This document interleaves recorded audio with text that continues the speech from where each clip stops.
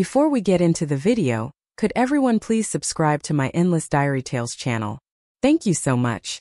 At my daughter Emily's 1-month celebration, my husband Ethan heard that his first love, Nora Owens, had just gotten divorced. He immediately got himself drunk and insisted on driving more than 600 meters through the night just to go pick her up. He said she still loved him. She had lost everything and she was waiting for him. I swallowed my tears, clenched my teeth, called my in-laws over, and told them I wanted a divorce. That night, he didn't manage to leave. The next day he saw Nora's post, a picture of her wrist cut and bleeding. He went insane, grabbed Emily and carried her out to the balcony. Let her taste what it feels like to lose the person you love most, Lily. I rushed forward to take my daughter back, but he pushed both of us down the stairs. In the moment I fell, I held my child tightly, and after a wave of numbing pain, I opened my eyes again and found myself back at that same 1-month celebration. I looked at Ethan, drunk and restless, wanting to rush out to find his so-called white moonlight, Nora. I simply smiled and said, "Go. This time I'll let you get what you want. I want to see how long a man with nothing can survive on love alone. Waiting, that's too easy. Living worse than waiting. That's the real punishment." The party was almost over. Ethan and I were still busy seeing the guests out. Only one table remained. His old classmates were still drinking, occasionally breaking into gossip. Hey, I've got hot news. Nora Owens just got divorced. Did you guys know? Didn't she marry some great guy? Why the sudden divorce? Great my ass. She basically became a maid in a rich family. Honestly, she kind of deserves it. If she'd married Ethan years ago, she wouldn't be like this now. The sensation of falling from that height was still carved into every muscle, making my legs weak and almost unable to hold me up. Yet, Ethan didn't notice anything strange about me. His entire mind had already been swept away by their gossip. "Lily, take Emily home first. I'll have a few drinks with them," he said without waiting for my reply. He grabbed a glass of wine and pretended to look relaxed as he walked toward them. I quietly headed home first. The divorce papers were already written and waiting for me. That night, just as expected, Ethan came home about 70 or 80% drunk, helped inside by his friends. The moment he saw me, he lunged forward. "Lily, I'm sorry," he slurred, then staggered toward the car keys, trying to run outside. I snatched them away and asked where he thought he was going. He used the alcohol as an excuse to scream like a madman. "I have to go find Nora. She still loves me. She's waiting for me." Lily, open the door. "Give me the car keys. Don't force me to lay hands on you." I curled my lips. Time for a tear-stained performance. I grabbed his hand, tears falling like rain, and choked out, "Then what am I to you? What were all these years together? Have you ever truly loved me? Even for 1 second? He froze, confusion flickering in his eyes. "Don't ask me that. I don't know," he muttered, then stumbled as he pulled out his phone and shoved it at me. "All I know is that Nora needs me." On the screen was Nora Owens's newest status. "I've lost everything except my memories. I once had a dream that the boy who promised me a home would drive to pick me up with roses in his hand. But it was only a dream. There seems to be nothing left in this world worth holding on to anymore." I quickly took screenshots, carefully saving everything and preparing for my plan. I pulled out 2 copies of the divorce agreement. Hugging him tightly, I gritted out each word. "So Emily and I together still don't matter as much as Nora Owens in your heart. Then let's divorce. Sign this. Agree to leave the house, the car, the company, our daughter, and all the savings to me, and I'll let you go immediately." Ethan grabbed the agreement from my hand and, without reading a single word, quickly signed the divorce papers and the share transfer agreement, then pressed his fingerprint on both copies. After that, he threw them hard at me. "Is that enough?" Without waiting for my answer, he went crazy, yanked my shirt, snatched the keys from me, and slammed the door open as he rushed out. I looked at the agreements in my hand, satisfied, and hurried into the bedroom. Outside the door, Mrs. Swerold Turner's voice sounded. She was on the phone with my in-laws, reporting everything. After carefully locking the door, I immediately texted my best friend, Kelly, who was also my lawyer. "Kelly, he already signed. My in-laws are on their way." Kelly replied instantly, "Transfer the shares before the divorce registration." Filing a lawsuit takes too long. Best option is to force him to register the divorce right away. Delete this after reading and call me. I didn't respond. I quietly erased every message. Mrs. Turner's voice rang outside the door again. Lily, come out first. Let me treat your wounds. I already called Ethan's parents. They said they'll be here soon. I messed my hair into a tangled knot, dabbed some pale makeup on my face to look like a soulless corpse, then slowly went out to open the door. Mrs. Turner pulled me back into the living room, right into the camera's recording frame. I continued my performance. After she did some simple first aid on my wounds, I called Kelly. The moment she picked up, I burst into tears. Kelly? Ethan doesn't want me anymore. He doesn't even want Emily. What am I supposed to do? Kelly's furious voice exploded through the phone. What? Where is he? I forgot a file at home. I'm on my way over. Wait for me. Right then the doorbell rang. My in-laws had arrived. The living room floor was still full of shattered glass we hadn't cleaned up yet. Bloodstains covered both me and my daughter. The moment Mr. and Mrs. Miller stepped inside, they gasped in horror. Is the baby hurt? Let me see her. What on earth happened? How did things get like this? Where's Ethan? I started crying even louder, tears and snot pouring uncontrollably. Mrs. Turner, the only outsider present, began recounting everything that happened, but I felt her explanation wasn't heartbreaking enough. So I sobbed and handed Ethan's parents my phone. Mom, Dad, Ethan must be possessed or something. The moment he saw Nora Owen's post, he went crazy. He insisted on driving out to find her. I called him 10 times. He didn't pick up. I texted. He didn't reply. Then he blocked my number. Who? Please look at the camera footage. See how heartless he was. My father-in-law took the phone. On the screen was Nora Owens's post, followed by the surveillance footage showing Ethan drunk, raging out of control, his expression twisted with anger. He's out of his damn mind. Lily, don't you worry. When I find him, I'll break his legs myself.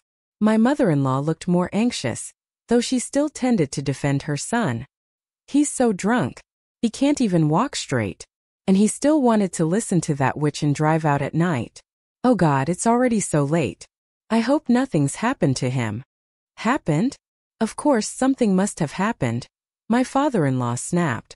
If he gets arrested for drunk driving and thrown in prison for a few months, that's still too light for him. I grabbed her hand in panic, trembling. Mom, what should we do now? The car has etc. at toll stations. No one checks anything. He might already be on the highway. Hearing that, both of them panicked even more. They frantically pulled out their phones, taking turns calling and texting Ethan nonstop, their messages firing off like rockets. At first, he didn't pick up any calls.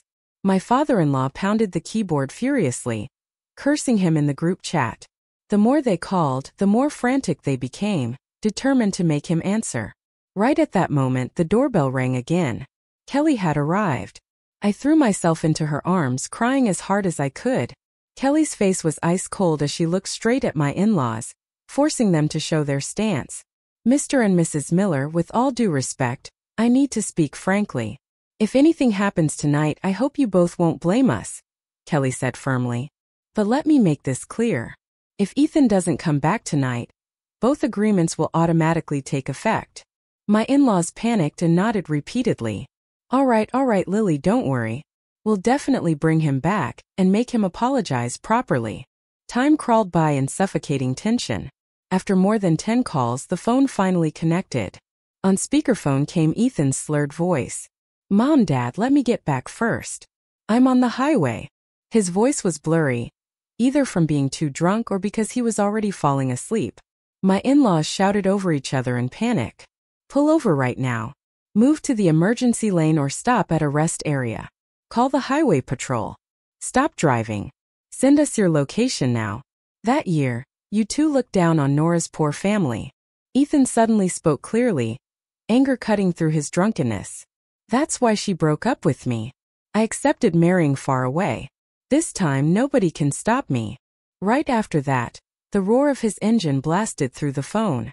My in-laws tried to keep talking him down when bang.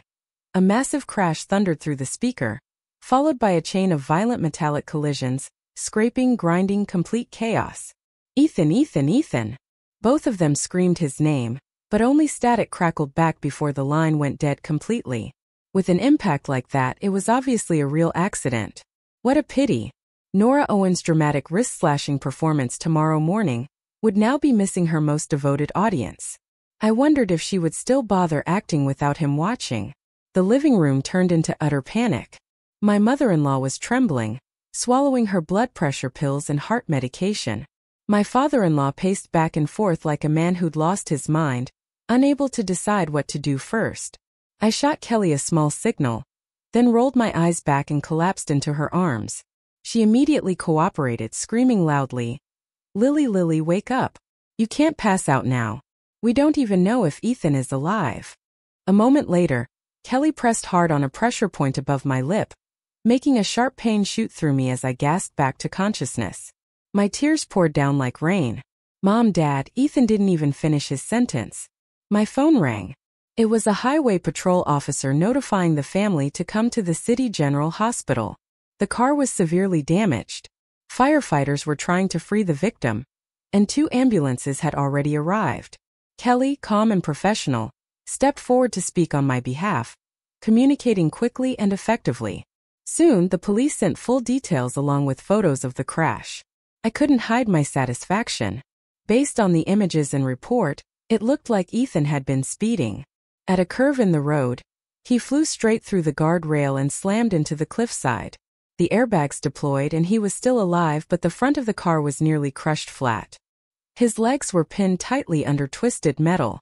Firefighters were using heavy rescue equipment to cut open the cabin and free him. But the most amusing part was this. He had driven more than 60 miles only to end up strapped to a stretcher and being rushed back to the city he had just left, heading straight for surgery. While my in-laws were panicking like ants on a hot pan, I kept crying, perfectly playing the role of the abandoned wife. Thankfully, Kelly reminded me, and I remembered we needed to pack up and head to the hospital. We connected via video call with the emergency rescue team at the scene. The image showed Ethan being carried out of the vehicle, his face pale as a sheet, his right leg mangled and covered in blood, bone exposed. Yet, the first thing he asked was, "Where's my phone?" A paramedic placing an oxygen mask on him kindly held up the shattered device. "Your phone's broken. Your parents and your wife are connected on video right now. You need to stay conscious." Of course, all the family members were watching the live video. Yet, the person he considered his true soulmate wasn't among them. Ethan yanked off his oxygen mask, his breathing faint, but his eyes still stubborn and unshakable. "I want to make a phone call." His voice was so soft it was barely audible. Even while dying, he tried to call Nora Owens just to tell her he'd been in an accident. Unfortunately, before the call could even connect, he passed out completely. No one could understand their so-called love. Yet, they acted as if it were earth-shattering. Kelly, on my behalf, scoffed angrily at him through the screen. Even dying, he's still determined to love her. Huh. The rescue team cut the video connection. Aside from worrying about their son, my in-laws had no reaction at all. Not that it mattered, I continued playing my role as the fragile white flower battered by the storm. Half an hour later, the piercing wail of an ambulance siren echoed through the hospital corridor. Ethan was rushed straight into the operating room. When we asked about his condition, the doctor simply replied, "Severe injuries, vital signs unstable. Further tests needed." Karma came fast. The corner of my lips almost lifted before I buried my face in Kelly's shoulder, pretending to cry until I fainted. My mother-in-law, having just seen her son covered in blood and lying motionless on the stretcher, snapped. She grabbed my arm and yelled, "Why didn't you stop him? You knew he was that drunk? Why did you let him drive onto the highway in the middle of the night?" Huh. In the end, everything was still my fault. A daughter-in-law was always the outsider. Whatever happened, it would never be their precious son's fault. Fortunately, I had already discussed this with Kelly beforehand, anticipating exactly this scenario. I curled up, hiding my bandaged hand, choked up and full of grievance. "Mom, I tried to stop him. Look at the camera footage." He was determined to go find Nora Owens. How could I stop him? My mother-in-law's eyes widened with anger. She knew her reasoning was shaky, but still insisted on blaming me. If you couldn't stop him, you should have called us. At the very least, call the police. Report that he was driving drunk. Wouldn't the police intervene? Kelly immediately stepped between us. Her eyes were icy, her voice sharp and full of authority. She didn't stop him. Mrs. Miller, Ethan was the one who ripped the keys out of Lily's hand. He abandoned his wife and child and rushed out looking for death. Who ran out of the house? Who treated his family like trash? And now you say she should have called the police to report him for drunk driving? After everything has already happened, anyone can play fortune teller. From the moment you got that call until the accident happened, plenty of time passed. Why didn't you call the police first, Mrs. Miller? She stepped forward, her tone even sharper. Ethan treated Lily like that, and she still didn't throw herself out the window to die with him. That was already incredibly rational. Kelly, a woman hardened by years in court, now fully loaded with ammunition, fired relentlessly without mercy. My mother-in-law was struck speechless by the counterattack and finally changed topics to end the confrontation, telling Kelly to stay out of their family business. My father-in-law frowned deeply and growled, "Enough! This isn't Lily's fault. The injured person is still in there. Stop shouting. You're disturbing the emergency staff." My mother-in-law collapsed onto a chair, crying and screaming. Our family was doing just fine. Why did Ethan have to be so foolish? It's all because of that fox, Nora Owens. She ruined my son. Finally, she remembered the true culprit and poured her anger onto the right name. She kept cursing nonstop, but no one paid attention anymore.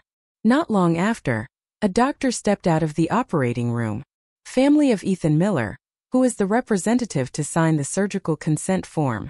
The patient has severe damage to the right leg, including a major arterial tear. To save his life, we must amputate.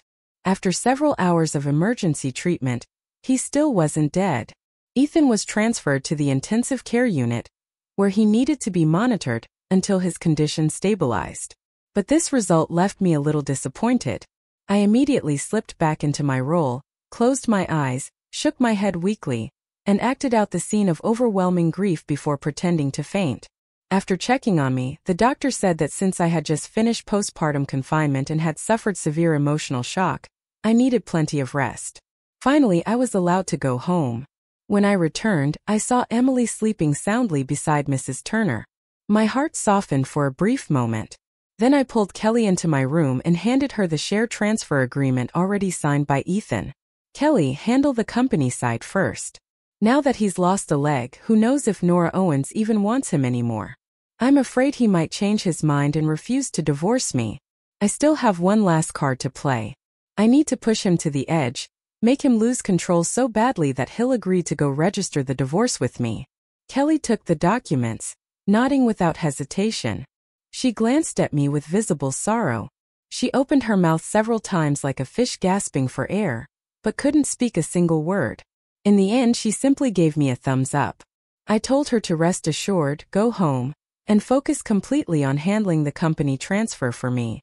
After that, I lay on my bed and wrote a long message to my parents explaining everything that had happened and all the plans I intended to carry out. I begged them earnestly to come help me. With the lesson from my previous life, I needed to prepare for everything. Raising a 1-month-old baby on my own meant I couldn't risk any carelessness. When people are pushed to the edge, they can do anything. My parents were traveling at the time. The moment they finished reading, they called me back immediately. "We'll take the earliest flight tomorrow morning." I reassured them, coordinated all the logistical details, then transferred 2,000 shekels equivalent to Mrs. Turner, asking her to take good care of my daughter. Dawn was just breaking. It was nearly the time in my previous life when Ethan began to lose his mind. I went out, bought a new phone, changed my SIM, and then headed to the hospital, ready to pour fuel on the fire. He had already been moved to a regular ward, but he still hadn't woken up. In just one night, my in-laws' hair seemed to have turned visibly gray. They looked exhausted. Of course, I hadn't slept at all either, so I appeared even more miserable than they did. "Your father just lost a leg," my mother-in-law said, her voice trembling. "Ethan definitely won't be able to accept it. We have to be gentle with him. Help him get his spirits back." She adored her son like he was a precious treasure. So naturally, she nodded along with anything that might comfort him. My father-in-law, having a bit more conscience, said to me, "You've suffered enough." Outwardly, I looked pained and pitiful, but inside I didn't feel the slightest bit wronged. At that moment, I only hoped Ethan would wake up soon so he could fully experience Nora Owens's dramatic wrist-slashing performance.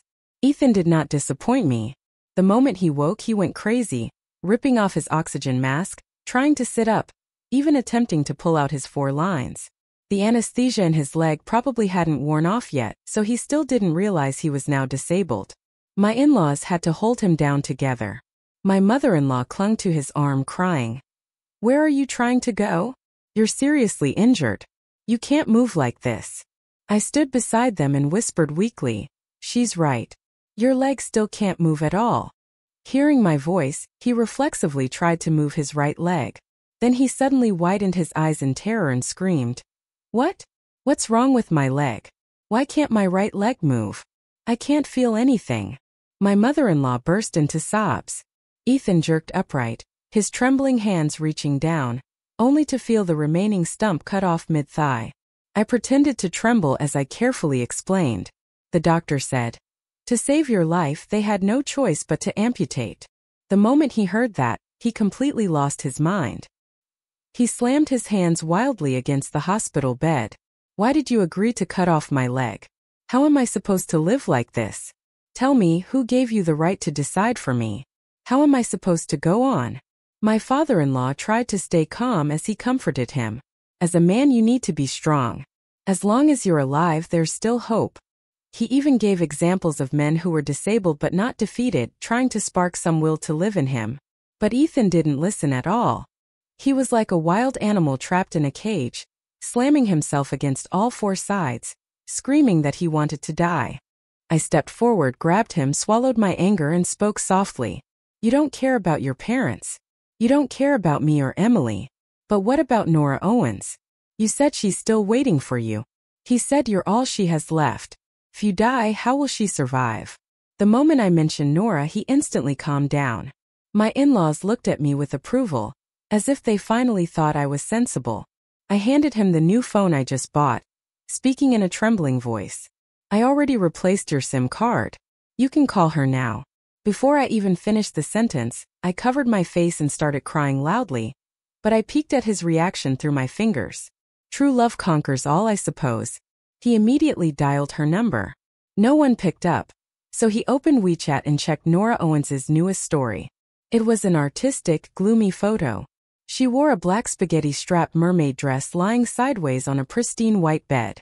Beside her was an empty wine bottle tipped over, and blood from her wrist had soaked through a patch of the sheets. Just one single caption, but enough to drive Ethan insane. From wanting to die because he lost his leg, he instantly shifted to wanting to die with his beloved. My in-laws had to pin him down like a pig trying to escape on slaughter day. I quietly rolled my eyes in contempt. If you cut an artery, the blood should spray like a fountain. That kind of gentle pooling? She was completely fine. "Get some rest," I said gently. "I'll try to reach her for you, okay?" He was in total chaos, and my words were like grabbing onto a final lifeline. My in-laws didn't care how I felt. They only cared about whoever could calm their precious son. I quietly raised my phone and snapped 2 photos of Ethan's miserable, broken face. Then I took screenshots of Nora's story along with the accident photos the police had sent us. After that, I opened the group chat of their old classmates and dumped everything in at once. I typed a quick introduction. "Hello everyone. I'm Ethan Miller's wife Lily. Have you all seen Nora Owens's story yet? Last night, Ethan was driving to find her when he got into an accident. His right leg had to be amputated. He still wants to die to reunite with her. I have no choice but to speak up here. If anyone knows where Nora is, please let me know." Just as I predicted, Nora's deliberately suggestive photo set the whole group ablaze. Some were shocked at how generous I was. Others were excited for the gossip. I answered every question calmly, recounting everything exactly as it happened. Each message backed by photos. No exaggeration, no distortion. I helped them broadcast the tragic star-crossed love story of Ethan Miller and Nora Owens to perfection. So perfect it sounded worthy of a double suicide pact. Soon enough, someone provided a lead. "Nora's fine. But Ethan, damn, he's really done for. I'll drop by the hospital when I'm free. Everyone could already smell the drama brewing. And the person who sent that message was someone I knew well. James Tran, Ethan's longtime rival in the industry, the one Ethan had stolen several contracts from. I turned back to my in-laws and to Ethan and said, Nora Owens was completely fine. After leaving Ethan's ward, I used my new phone to call James Tran. But before I even opened my mouth, he let out a mocking laugh. Nora's fine. Her husband is my cousin. She just went to the hospital last night for an 4 drip. No stitches, no real injury. Those 2 posts she made, probably only her husband and Ethan ever saw them. One is the main target and the other is the backup plan. If she can't reel her husband back, she might as well throw a hook at Ethan. Nothing to lose either way. They're separated and waiting for their divorce to finalize. She's just playing her last card to save her marriage. And Ethan, he's delusional enough to think he's the male lead in her story, ending up like this. What a joke. Honestly, he continued, Ethan has always been nothing but her lapdog. Back then, Nora couldn't catch a rich guy, so she settled for him. Later on, the moment she got to know my cousin, she kicked Ethan away instantly. And now that her divorce is right around the corner, she suddenly remembers her backup plan, and Ethan is still licking her boots just like before. So, Ethan had only ever been someone's backup option. I hated myself for being blind enough to choose the wrong man. Picking up a piece of trash, my vision darkened with fury. I took a deep breath and asked, Mr. Tran, are you interested in acquiring my company? The sooner the transfer, the better. After all, both your cousin and I are planning to divorce. I'm sure there will be plenty of room for cooperation. Keeping the company in my hands is pointless. Better to convert it to cash. James Tran, Ethan's sworn rival, was now stepping in to take over the company. It was perfect. It would clean up all the future mess. He burst out laughing. More than willing. You really do have guts, Miss Miller. Name your price. I spoke with him for more than 10 minutes. The negotiation went smoothly. I did take a slight loss financially, but in exchange I gained 2 associates who would help me act out my plan perfectly. The transfer procedures were simple, just a few days at most. The clever part was that the share transfer agreement Ethan had signed earlier didn't specify the recipient. How convenient. On paper, I wrote that the transfer fee was only 3,000 yuan to make everything look legitimate. The real payment was wired to an overseas account under my brother's name. I had nearly completed the transfer of most of my assets. Even if we had to divide property later, Ethan wouldn't get a single cent from this part. When I returned to the hospital room, Ethan still knew nothing. All he cared about was Nora Owens. Lily, how is she? Is she okay? I shook my head gently, comforting him. She's safe. Don't worry. I'm sure she'll contact you soon. And I was certain Nora would call because James Tran told me one more delightful thing. Her current husband, his cousin, was unbelievably ugly. She had secretly cheated on him and was caught red-handed, which was why the divorce happened. Naturally, James's cousin wasn't a good person either. After they got married, he immediately had her sign a prenuptial agreement. Then everything he earned afterward was kept out of her name. Meanwhile, Nora loved playing the devoted goddess of the household role. For 2 whole years, she supported her parents' family, becoming the financial backbone for her younger brother. When you calculated it carefully, after the divorce, she would actually have to compensate James's cousin. No wonder she started scheming either to soften her husband's heart, or to pull Ethan in as a new fallback. James promised me he would expose Nora Owens's tricks directly in front of his cousin. He guaranteed that once the truth was clear, his cousin would turn completely cold and cut her off without hesitation. Therefore, I knew for certain Nora Owens would definitely do everything in her power to latch on to Ethan again. And with the touching story I had just shared in the classmates group, something she would absolutely see, it would be strange if she didn't call. Ethan, just focus on resting for now, I said gently. Once your health improves, you can do whatever you want. My mother-in-law took advantage of the moment now that Ethan had calmed down and did her best to coax and comfort him. Ethan nodded obediently, sinking back into the sorrow of losing his leg. Right then my parents stormed into the ward furious. Ethan, do you think I'm dead or what? My father roared. How dare you torment my daughter? If you hadn't crippled yourself first, I would have broken that leg myself. My father, a former soldier, tall and broad-shouldered, thundered so loudly the entire ward seemed to vibrate compared to him. My mother was petite but certainly not any softer. She swung her handbag and kept whacking Ethan on the head. When you knelt down to ask for my daughter's hand, what promises did you make? You garbage. Divorce her. My father immediately echoed, yes, divorce. Absolutely. Here the papers are already signed. Since you're not dead, drag yourself to the civil office and finish signing. My in-laws froze, forcing awkward smiles as they rushed to intervene. Oh, in-laws. We're all one family. Let's calm down and talk. The kids were just emotional when they signed. It doesn't count. They must have suddenly remembered that the divorce papers clearly stated Ethan would walk away with nothing. Now that he'd lost a leg on top of that, they were even more terrified. But my parents were not people who could be manipulated. If Ethan is trash, he is not part of our family, my father snapped. There's camera footage. There's his signature and his red fingerprint. If he wants to go back on his word, no way. Just then, Ethan's phone rang. Every single person in the room turned to look at him. The atmosphere thickened instantly. Ethan didn't care. His face lit up in excitement as he picked up the call. On the other end came Nora Owens's soft, tearful voice. Ethan, why were you so foolish? Does your leg hurt? You have to take care of yourself, okay? I've been so worried about you. I'm happy to know you still love me. I just want to fly to you right now and take care of you, but you're married. We shouldn't talk too much. It wouldn't be fair to your wife. Everyone's calling me the other woman. I can't do something immoral. Just a few crying words from his first love, his eternal white moonlight, were enough to bring Ethan to tears.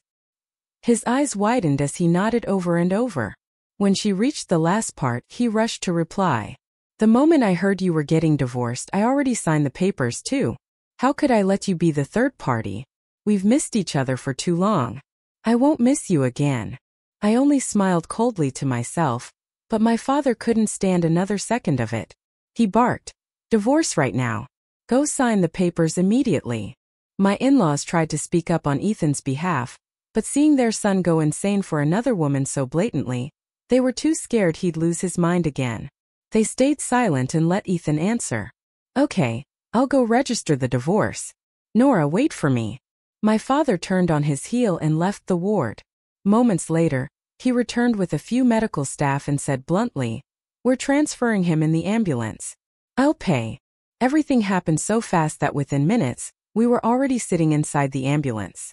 Ethan's phone was still connected to the call. My in-laws, who had been awake all night and stressed all morning, were so stunned, they didn't even react in time. The ambulance pulled out of the hospital, leaving them standing in shock behind us. Fortunately, I had prepared all the necessary documents in advance. Without his parents whispering in his ear, and with Nora Owens's soft, affectionate voice echoing through the phone, Ethan was even more desperate to divorce me than I was. Riding in an ambulance to register a divorce, surely the civil registry officers didn't see that every day. So they immediately opened a fast-track lane for us to process the paperwork. The whole procedure went so smoothly that I could hardly believe my own eyes. People say that when a man is cheating, there's a period where his brain is controlled like an addict in withdrawal. If the wife chooses that exact window to ask for a divorce, he'll agree to anything and sign whatever she puts in front of him. I never understood that before, but this time I experienced it so deeply it engraved itself in my bones. I silently thanked the heavens. Holding the divorce certificate in my hand, I turned to Ethan and said, you wrecked the car. I'll change the locks on the house. Our daughter's bank accounts are with me, but I'll pack up all your things and place them outside your parents' home. From now on we go our separate ways. No one bothers anyone. I paused, then added, I'm sure Nora Owens will come take care of you soon. I won't go to the hospital and intrude on the two of you, but I do need to remind you. Don't tell her you walked away with nothing. She already has enough to worry about. Don't burden her with finances too. Okay. Ethan heard that and thought I was genuinely concerned for him. His conscience flickered back to life for a moment. Lily, I'm sorry. That sentence nearly made my skin crawl. I jerked my hand away, keeping distance and drawing a clear line. Enough. No apologies, just say thank you. My in-laws, or rather the former Mr. and Mrs. Miller since we were now divorced, drove frantically behind the ambulance, blocking lanes the entire way. But by the time they arrived, the ambulance had already left long ago. I had gone with my parents, giving them no chance to say a word. That same day, I hired cleaners to empty out every single belonging of Ethan's and had it all delivered away. Then I immediately moved back into my parents' home. Since the house had always been under my name, I didn't need to transfer anything. I changed every lock, then listed the place online for a cheap sale. The whole process was so fast and clean that even Kelly, who handled countless divorce cases, smacked her thigh and exclaimed, "Lily, you're incredible. Fast, sharp, satisfying." But then she frowned. There's still the waiting period before the divorce becomes official. What if Ethan changes his mind and refuses to sign the final confirmation? What's your plan? Honestly, I was struggling with the same fear. If not for that worry, I wouldn't have moved so quickly. Ethan might be insane, but his parents were still sane. Once James Tran completed the procedures and officially acquired the company, those two old foxes would definitely panic. "I need to borrow 2 people under you," I told Kelly firmly. "I have a few things they need to handle." After arranging everything, a hollow feeling spread through my chest. I felt like I had just woken up from a long, heavy dream. In only 2 days, my life had completely changed. Looking at my parents and my daughter, people I had nearly lost forever, my eyes filled with tears. I threw myself into my mother's arms and cried uncontrollably. Then I told them everything about my previous life, disguised as a dream. After hearing it, my parents trembled with rage, nearly rushing straight to the hospital to beat Ethan to death, just to vent their anger. The days after that, I stayed at my parents' house to recover, spending every day with my daughter and with them. Life was peaceful and gentle, indescribably comforting. But occasionally, I received updates from Kelly's assistant and from James Tran. There were still many storms ahead. The real drama was only beginning. James' cousin, the current husband of Nora Owens, quickly received his divorce registration once the waiting period ended. Nora actually flew over to take care of Ethan, clinging to him like a devoted wife. A few days later, James officially took over the company. That was when Ethan and his parents truly started to panic. One of Kelly's assistants called me. "Miss Lily, that scumbag's parents are urging him to hold on to you, refuse the divorce, and they're planning to file a lawsuit to renegotiate the asset division. That woman Nora has been hidden away like a cat covering its mess. I think there's a high chance this will end up in court." I had already prepared myself for a lawsuit. After ending the call, I went to find Kelly. "Kelly, I don't want to drag this out another day. File the lawsuit. Schedule the hearing as soon as possible. If he signs, we'll withdraw the claim later." His family had gone to my old house several times but never found me. Eventually, they showed up at my parents' home. My father grabbed the broom from the yard and roared, "You still have the nerve to come here? Get out. If you show up again, I'll beat you for real." I heard they even lurked around the neighborhood a few times, but I hid well and never appeared. On the last day of the waiting period, Ethan finally showed up. "Lily, I don't believe you sold the company for only $5,000. Based on valuation, it's worth at least $1 million. And with the house sale money, the total should be about $1 million. I'm not asking for everything. I just want $700,000. Today, let's go pick up the divorce certificate. We were married once. Don't be so heartless." I let out a cold, humorless laugh. The down payment for the house, the investment in the company, all of it was paid by me and my parents. You forget quickly, don't you? If we're talking marital assets, shouldn't we also calculate the house your parents still own? Should we add that too? He froze. I had nothing more to say. I turned and walked away, ready to wait for the lawsuit. Then I called James Tran. "Mr. TR, it's time for your people to make the final move." James laughed heartily. "I've been waiting a long time for this show. I guarantee you'll be satisfied." That day, James openly told Nora Owens everything about the company. Then he came back and recounted the entire scene to me. Nora immediately exploded at Ethan. She screamed, cried, made a scene, and threatened to die. Ethan reluctantly admitted that yes, he really was penniless. Now, I don't know what bait James' cousin dangled, but Nora somehow believed the man still had feelings for her, like she had a chance to reconcile. So she instantly flipped like turning a page. She turned into a full-blown banshee, cursing him viciously. A crippled broke, nobody wants to marry me. You shameless sack of trash. Your pockets are emptier than your pride. And you dare say you'll give me $500,000 as a wedding gift? You tricked me into taking care of you for days. Every time I slept with you I felt sick. Even after all that, Ethan still had the nerve to cling to her. I've already filed to dispute the asset division. I'll definitely get the money back. I'll give you the full $500,000 for the wedding. As long as you still love me, I'll do anything. Work like a horse, a slave for you. Nora's eyes bulged so hard they looked like they hit the ceiling. Love you? Love my ass. Mrs. Miller couldn't stand it anymore and jumped in to scold her. But even the two of them together couldn't win against Nora Owens. Only at that moment did Ethan finally see who his so-called goddess really was. He stood there stunned like a lifeless statue. Nora sneered. You really love to imagine things, don't you? That photo on my story, it was from my husband. You were just accidentally included, and you believed it. When Ethan learned the truth about the night of the accident, he completely lost it. I'll kill you, he screamed and lunged out of his wheelchair toward Nora. But his leg couldn't support him, and he collapsed face first on the ground. Nora even kicked him. You crippled loser. You still dare act tough? Have you looked in a mirror lately to see what you are now? James described the scene so vividly it felt like a live broadcast. My only regret was not witnessing it myself. It would have been spectacular. Ethan fell into a complete breakdown for over a month. As the trial date approached, about 2 weeks left, he started sending me long messages, pages and pages like full-length novels. He wrote all kinds of things. Repentance, nostalgic memories, how much he missed our daughter.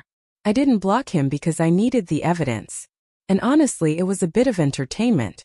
I didn't expect him to get even more enthusiastic, sending several long messages every day, none of them repeating. Then he started copying old idol dramas, standing outside my building in the pouring rain all night, taking photos of himself getting 4 drips in the hospital and sending them to me. I forwarded the photos to James, Tran and Kelly. The 3 of us laughed ourselves breathless. But after that episode, Ethan suddenly disappeared. Thinking of how cruel he had been in my previous life, I couldn't help but shiver. I texted Kelly immediately. Be careful. Ethan might snap. His mental state seems unstable sometimes. On the day of the hearing, Ethan burst into tears in the courtroom. Lily, I love you. I don't want a divorce. Your Honor, our relationship hasn't broken down. I will fix it. Kelly calmly presented several pieces of evidence and projected them right there in court. The security camera footage from Emily's 1-month celebration, the series of intimate photos of him and Nora Owens during the supposed Kong period, a video of the 2 of them living together at the Millers' home, and finally, the voice recording of Nora demanding a $500,000 wedding gift. And the final line. Every time I sleep with him I feel nauseous. I almost burst out laughing. Ethan was speechless, completely unable to respond. His lawyer then pulled out a video from the night he signed the divorce agreement. This contract was signed while my client was intoxicated and not mentally aware. We request the court declare it invalid. Kelly immediately countered with another set of videos. Evidence that their relationship wasn't just damaged, but absolutely shattered beyond repair. Ethan stared at me, eyes bloodshot. Lily, did you ever love me? I remained calm, completely detached. Ethan suddenly let out a hysterical laugh, tears spilling down his cheeks. Fine. I agreed to the divorce. When I stepped out of the courthouse, I lifted my hand to shield my eyes and tilted my face up toward the sunlight. My heart finally felt completely free. It was time for my daughter and me to welcome a new life. Suddenly, someone tapped my shoulder. I turned and saw James Tran standing beside me, smiling with that cocky, handsome grin of his. Congratulations on your divorce. Want to give Ethan one final fatal blow. What blow? Marry his archenemy. Let your daughter call that man dad. Ethan will die inside. You're crazy. No, I'm serious. At least think about dating with the intention of marriage. Honestly, that's still being pretty gentle. I told him I'd think about it later. This man really was something interesting, sharp, and even a diamond-level bachelor. But I had no plans to date or get married anytime soon. I wanted to let life take its course. Sometime later, I heard news about Ethan from a report. He and Nora Owens had both died, not from some tragic love suicide, but from something that should be called exactly what it was. They committed a crime, panicked, and took the coward's way out. According to James Tr., Nora had discovered her ex-husband absolutely had no intention of reconciling, so she rushed to marry someone else. Her life afterward was mediocre, but still enough to irritate Ethan. He probably resented how her dramatic symbolic post back then had caused him to lose his leg, lose his career, lose his life. People loved to blame others instead of looking at themselves. That afternoon, I received the final letter Ethan had sent. The gist was that he had been blind in heart, blind in mind, that he had failed to see Nora Owens's true nature, and that he had never understood his own heart. But when he finally realized that the person he truly loved was me, it was already too late.